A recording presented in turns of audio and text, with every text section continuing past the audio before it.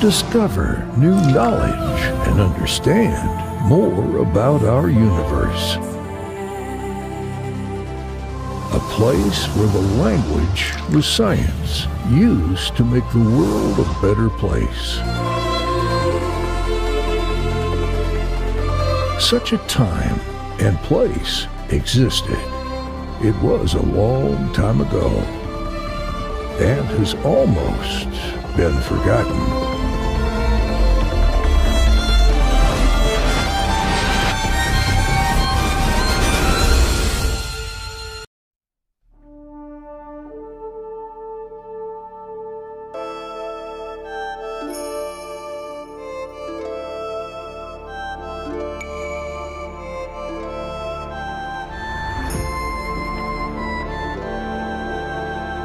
Al-Quran menganugerahkan kepada manusia kunci-kunci langit dan bumi. Di zaman sejarah mereka, umat Islam menggunakan ini untuk membuka rahasia alam dan menciptakan peradaban yang merupakan karya dunia. Kemudian, mereka melampaui diri mereka sendiri. Mereka mencoba kunci-kunci ini untuk membuka misteri wahyu itu sendiri. Dalam prosesnya, mereka tersandung. Reaksi muncul dan kadang-kadang kekerasan. Kunci dan pintu untuk penyelidikan filosofis ditutup. Mereka yang terlibat dalam ilmu alam terus ditoleransi tetapi hanya di pinggiran masyarakat intelektual. Alam, pada kunjungan, menutup pintunya bagi kaum muslim. Dan dunia berbagai peradaban lain. Dorongan awal pemikiran Islam bersifat komprehensif, ini mencakup fiqh, kalam, logika, tasawuf, politik, sosiologi, ilmu pengetahuan dan teknologi. Pendekatan itu sekaligus rasional dan empiris tetapi selalu didasarkan pada paradigma tauhid yang menyeluruh. Selama lebih dari 500 tahun, selama era kekhalifahan Abbasiyah di Baghdad, ilmuwan muslim memberikan kontribusi mendasar untuk memahami alam dan berusaha mengendalikannya melalui pengetahuan daripada tunduk kepadanya melalui tahayul. Beberapa dari kontribusi ini mengubah cara dasar manusia berhubungan dengan ciptaan Tuhan. Matematika dan sains tidak berkembang dalam ruang hampa, mereka berkembang dan dibudidayakan oleh kerangka intelektual yang sangat dipengaruhi oleh keyakinan agama. Paradigma agama mewarnai cara pria dan wanita memandang alam. Misalnya, umat Islam datang dengan konsep ketidakterbatasan karena mereka percaya pada transendensi ketuhanan dan alam sebagai pengungkapan kehendak ilahi yang berkelanjutan. Peradaban, yang percaya pada keterbatasan yang ilahi, tidak mungkin muncul dengan konsep ini. Kaum muslim juga menemukan aljabar karena mereka percaya bahwa banyak pola di alam yang berasal dari prinsip gerakan yang tersirat dalam kehendak ilahi untuk memanifestasikan dirinya. Demikian pula, bangsa Maya di Amerika dan Hindu di India secara independen menemukan konsep nol. Orang-orang Hindu melakukannya karena kepercayaan mereka pada siklus kelahiran dan kematian. Di antara setiap siklus ada momen istirahat, yang menjadi safara dalam bahasa Arab dan nol dalam bahasa Inggris. Konsep Maya tentang nol didasarkan pada perubahan siklus musim dan diekspresikan secara implisit dalam pola zigzag suku asli Amerika paling awal, Anasazi, yang dapat dilihat dalam petroglif di barat daya Amerika. Dalam artikel ini, kami hanya memberikan penghormatan singkat kepada para pemikir muslim dan ilmuwan yang membuat perbedaan dalam perjalanan peradaban manusia ke depan. Para cendekiawan ini tidak hanya memelihara peradaban Islam tetapi juga menambah sumber pengetahuan manusia dan meneruskan obor ke peradaban lain. Muhammad bin Musa al-Khawarizmi hidup pada masa kejayaan ilmu pengetahuan Islam pada masa Khalifah Ma'mun. Dia mengintegrasikan pengetahuan matematika dari sekolah Yunani dan India dan membuat kontribusi tingkat pertama sendiri. Dia terkenal karena metode analisis matematis regresif yang dunia memberinya penghargaan hingga hari ini dengan menyebut metode ini algoritma. Ia dikenal sebagai Bapak Aljabar. Dia memberikan solusi analitis untuk persamaan kuadrat, mengembangkan fungsi sinus dan tangan trigonometri, menemukan konsep diferensiasi, mengembangkan tabel astronomi, mengerjakan jam dan astrolab, dan merupakan anggota tim yang mengukur derajat busur di sekitar keliling bumi yang diperintahkan oleh Khalifah Mamun.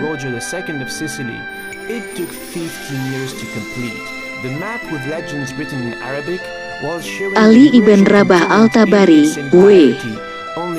870, lahir dari orang tua Yahudi, memeluk Islam dan kemudian menjadi salah satu dokter paling terkemuka pada periode klasik. Ensiklopedia kedokteran 7 jilidnya adalah kumpulan pengetahuan medis terlengkap hingga masanya. Di dalamnya, Al-Tabari mencakup prinsip-prinsip medis, anatomi, diet, penyakit berbagai bagian tubuh dan penyebabnya, rasa dan warna, obat-obatan dan pengaruh iklim terhadap kesehatan. Dia telah memasukkan diskusi tentang pengobatan Ayurveda. Yakub ibn Ishaq al-Kindi. Yakub ibn Ishaq al-Kindi, W. 873, dipekerjakan di Istana Mamun dan memberikan kontribusi dasar pada ilmu musik, matematika, kimia, dan astronomi. Seorang Mu'tazilah, ia juga tidak disukai oleh Istana Baghdad ketika Al-Mutawakkil menjadi khalifah dan menderita di tangan Asy'ariyat. Yakub ibn Ishaq al-Kindi menganalisis korespondensi antara frekuensi nada dan nada mereka dan mempelajari sintesis nada untuk menghasilkan harmoni musik. Dia memahami sifat kimia dari unsur-unsur yang berbeda dan memajukan posisi bahwa logam dasar tidak dapat diubah menjadi emas. Posisi yang bertentangan dengan para alkemis saat itu. Dia adalah orang pertama yang mempelajari dosis obat yang tepat untuk menyembuhkan penyakit tubuh. Muhammad ibn Zakaria al-Razi. Muhammad ibn Zakaria al-Razi adalah salah satu dokter terbesar abad ke-10.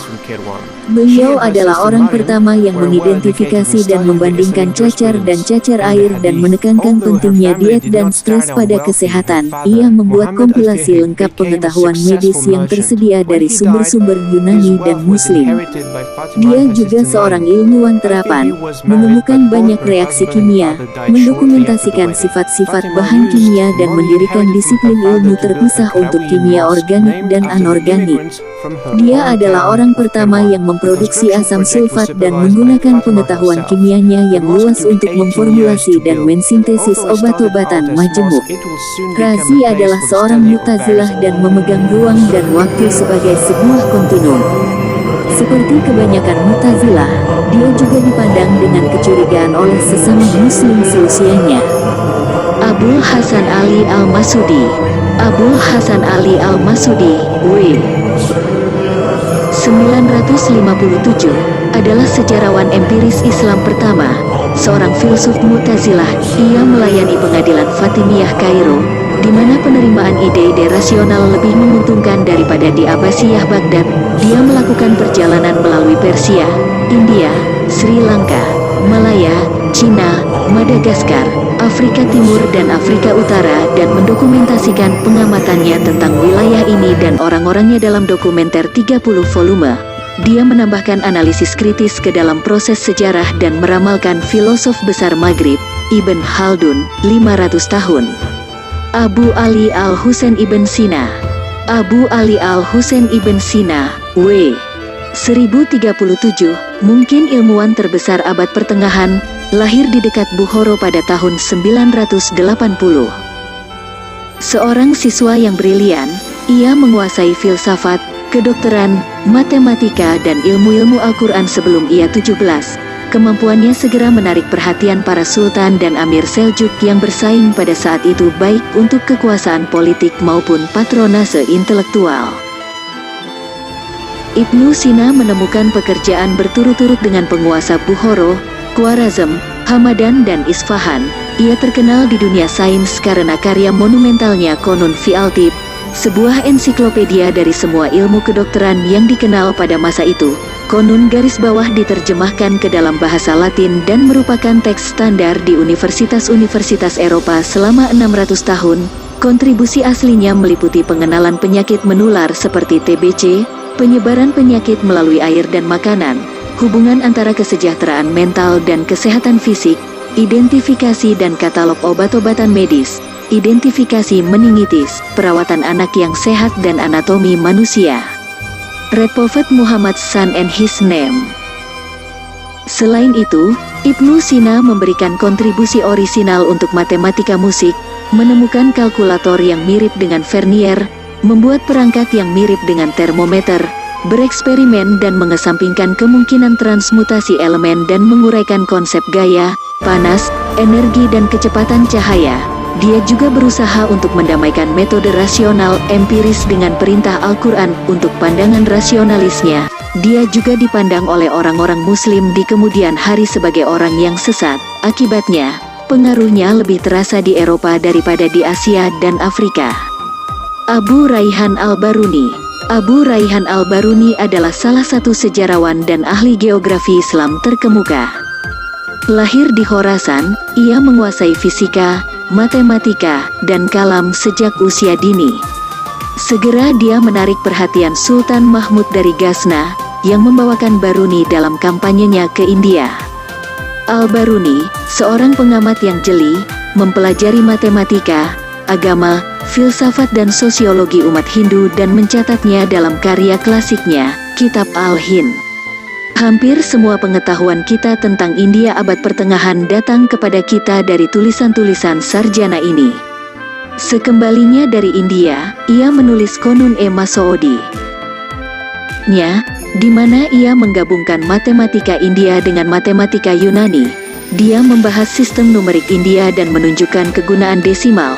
Beliau adalah penemu metode empiris dalam astronomi dan bersikeras memverifikasi pergerakan bintang melalui pengamatan. Ia membahas rotasi bumi dan menghitung dengan benar garis lintang dan garis bujur dari beberapa kota penting. Dia melakukan pengamatan pada kecepatan relatif suara dan cahaya dan menerapkan prinsip hidrodinamika untuk mentransfer air antar sumur. Dalam buku selanjutnya, Kitab Al-Saidana, ia menggabungkan pengobatan Ayurveda India dengan pengobatan Arab yang dikenal. Ghiyasuddin Abdul Fateh Omar Al-Hayam. Ghiyasuddin Abdul Fateh Omar Al-Hayam, W. 1123, lahir di Nishapur di Khorasan. Dia melakukan perjalanan ke dan belajar di pusat-pusat pembelajaran terkenal di timur Islam, termasuk Nishapur, Samarkand, Bukhara dan Isfahan. Salah satu matematikawan dan astronom terbesar seusianya, kontribusi abadinya adalah kompilasi kalender Jalaliyah, yang digunakan di dunia Islam hingga beberapa tahun terakhir. Ini lebih akurat daripada kalender Gregorian yang digunakan di dunia modern. Dia belajar dan menawarkan solusi untuk persamaan derajat ketiga menggunakan pendekatan aljabar dan geometris. Omar Khayyam adalah orang yang mengembangkan ekspansi binomial dan merumuskan teorema binomial. Dia melakukan eksperimen pada berat relatif bahan dan mengukur berat jenis beberapa elemen dengan benar. Abad ke-Rubaiyat menggambarkan kepekaan yang luar biasa dari kecerdasannya yang tajam serta spiritualitas tasawuf Islam. Abu Abdallah Muhammad Al-Idrisi. Abu Abdallah Muhammad Al-Idrisi, W. 1166, adalah seorang Spanyol dan belajar di Cordoba dan Seville. Dia hidup pada saat serangan tentara salib terhadap wilayah Muslim di Palestina, Afrika Utara dan Spanyol berada di puncaknya. Tentara salib membawa orang Latin ke dalam kontak dengan peradaban Muslim yang lebih maju.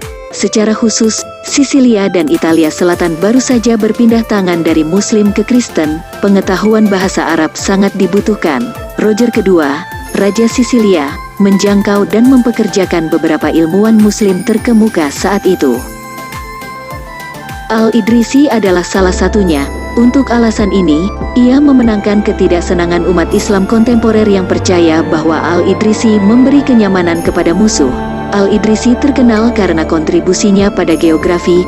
Dia mengumpulkan semua informasi yang diketahui tentang Asia, Eropa dan Afrika Utara dan menghasilkan peta yang dianggap sebagai standar selama berabad-abad. Selain itu, ia adalah pengamat yang tajam terhadap manusia dan habitatnya termasuk tumbuhan, hewan, dan iklim. Dia mempelajari tanaman untuk aplikasi medis mereka, mengumpulkan data dari Yunani, India, Persia dan Afrika dan ditambahkan ke pengobatan penyakit menggunakan obat-obatan alami. Riad Sejarah Islam dari masa ke masa dalam urutan kronologis. Abul Walid Muhammad Ibn Rushd. Abul Walid Muhammad Ibn Rushd W. 1198 adalah filsuf terbesar dunia yang dikenal sejak Aristoteles. Lahir dalam keluarga ilmiah Spanyol, ia belajar di bawah master zaman dan memiliki akses ke perpustakaan yang luas di Cordoba.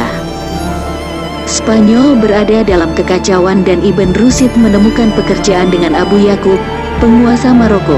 Beberapa pandangan rasionalis Ibn Rushd, bagaimanapun, memenangkan ketidaksenangan dermawannya. Buku-bukunya dibakar dan dia diusir dari pengadilan. Dunia mengenal Ibn Rushd karena komentarnya tentang Aristoteles. Ini ditulis pada 3 tingkatan. Ringkasan singkat, paparan menengah dan komentar rinci. Karya-karyanya diterjemahkan ke dalam bahasa Latin dan merupakan kontributor utama transmisi pemikiran rasional ke Barat. Muslim Timur, yang terguncang karena reaksi terhadap beberapa ide Mu'tazilah, membelakangi Ibn Rushd. Pria hebat ini malah dikenal di dunia muslim karena karyanya Tahafuz al-Tahafuz, dialektika atas karya Al-Ghazali Tahafuz al-Filasafah. Upaya Ibn Rushd untuk menghidupkan kembali penyelidikan filosofis dan ilmiah dalam pikiran muslim tidak berhasil dan Islam menemukan kekuatannya serta pelipur larangnya dalam spiritualitas dan tasawuf. Selain filsafat, Ibn Rushd menulis 20 buku tentang kedokteran dan memberikan kontribusi besar bagi ilmu musik. Nasiruddin Al-Tusi. Nasiruddin Al-Tusi, W. 1274, memberikan kontribusi utamanya di bawah penjajah Mongol Hulaguhan. Atas perintah Ilhan, ia mendirikan observatorium besar di Maraga. Dia adalah penemu gimbal 2 sumbu, yang dia gunakan secara luas dalam studi trigonometri bola dan mekanika langit. Tabel astronominya menjadi bahan referensi standar di Eropa dan Cina hingga abad ke-15. Al-Tusi juga seorang filosof, mutakalim dan tabib, terkenal sebagai astronom dan matematikawan terapan. Ia mencatat sejarah dunia melalui bukunya Akhlaq-e-Nasiri, sebuah eksposisi etika Islam.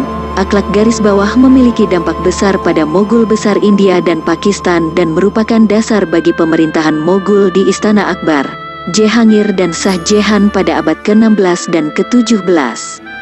Muammar Sinan. Muammar Sinan, W. 1588, salah satu arsitek dan insinyur paling terkenal di dunia, mengingatkan kita bahwa zaman keemasan Islam tidak binasa dengan jatuhnya Baghdad pada 1258 tetapi masih hidup dan sehat sampai abad ke-17. Abad Sinan lahir di Kaisari pada tahun 1494. Direkrut menjadi Korps Janissary Ottoman pada usia 14 tahun, ia belajar di sekolah istana di Istanbul sebagai magang teknik. Penugasan awalnya sebagai seorang insinyur yang melekat pada tentara membawanya dengan kampanye Ottoman menuju Wina di barat dan Baghdad di timur. Sinan muda memiliki kesempatan untuk mempelajari tidak hanya arsitektur Bizantium dan Seljuk di Anatolia asalnya, tetapi juga arsitektur kompleks masjid madrasah di Persia dan katedral di barat Latin, melayani berturut-turut di bawah 3 Sultan Ottoman yang perkasa, Selim I, Sulaiman the Magnificent dan Selim III. Ia menunjukkan kecemerlangannya sebagai seorang insinyur dalam membangun jembatan dan pekerjaan sipil dan dipromosikan ke posisi kepala arsitek kekaisaran pada tahun 1537.